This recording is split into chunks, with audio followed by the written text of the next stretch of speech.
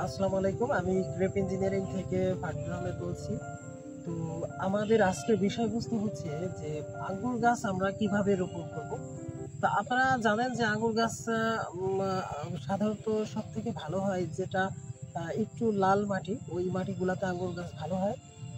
আর হচ্ছে এরপর বেলে দোআঁশ এবং দোআঁশ মাটি, এই তিনটা জাতের আঙ্গুর মাটিতে আঙ্গুর গাছটা খুব ভালো হয়। তো আমাদের টেনশনের কোনো কারণ নেই, আমরা যে কোনো মাটিতে আঙ্গুর গাছ ফলাতে পারবো।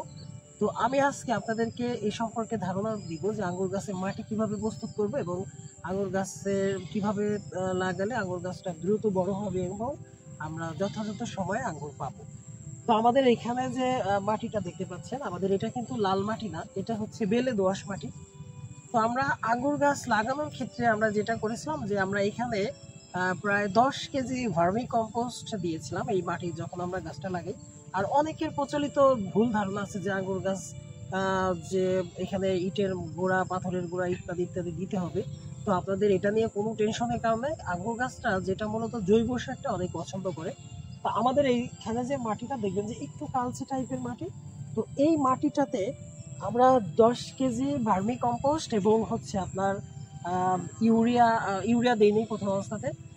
এরপর 10 কেজি ভার্মি কম্পোস্টের সাথে আমরা দিয়েছিলাম সামান্য একটু ডিএবি, পটাশ এবং টিএসপি, খুব অল্প পরিমাণে, বলতে গেলে প্রায় 20 গ্রাম 20 গ্রাম করে আমরা সার মিশিয়ে আমরা যেদিনই আমরা চারাটা এনেছিলাম এবং চারাগুলো আমরা সেদিনই রোপণ করেছিলাম।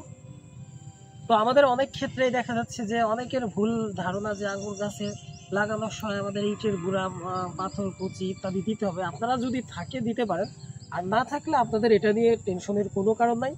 একটা আঙ্গুর গাছ সাধারণত 4 থেকে 5 মাসে আঙ্গুর গাছের উচ্চতাটা আপনার মোটামুটি আপনার এইদিকে 7 থেকে 8 ফিট, এদিকে 7 থেকে 8 ফিট হয়ে যাবে 4 থেকে 5 মাসে।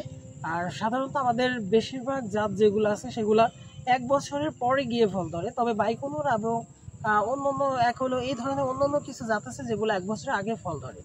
তো আপনারা আঙ্গুর গাছ লাগানোর সময় অবশ্যই মাটিটা সুন্দর করে প্রস্তুত করে নেবেন, এতে আপনাদের আঙ্গুর গাছের গ্রোথটা ঠিক থাকবে এবং আপনাদের আঙ্গুর গাছে আপনারা যথ সময়ে আপনারা ফল পাবেন। তো আশা করি যে আঙ্গুর গাছ লাগানোর সময় কী কী বিষয় খেয়াল রাখতে হবে, এই বিষয়টা কী কী সার দিতে হবে, এই বিষয়গুলো আপনাদের মোটামুটি একটা ধারণা এসেছে। আপনারা যেভাবে গাছ লাগান না কেন খেয়াল রাখবেন যে মাটিটা যেন একটু সুন্দর করে প্রস্তুত করি। আর আরেকটা বিষয় আমি আবার বলছি, আপনারা যেদিন গাছ আনবেন আপনারা সেই দিনই গাছটা রোপণ করবেন, তবে গাছ লাগানোর সময় আপনারা মাটিটা রেডি করে নিতে পারেন। তো ধন্যবাদ, আজকে এই পর্যন্ত। আমরা পরবর্তীতে কোনো একটা ভিডিও নিয়ে আমরা আঙ্গুর গাছের অন্যান্য কোনো বিষয় নিয়ে আলোচনা করবো। সবাই ভালো থাকবেন।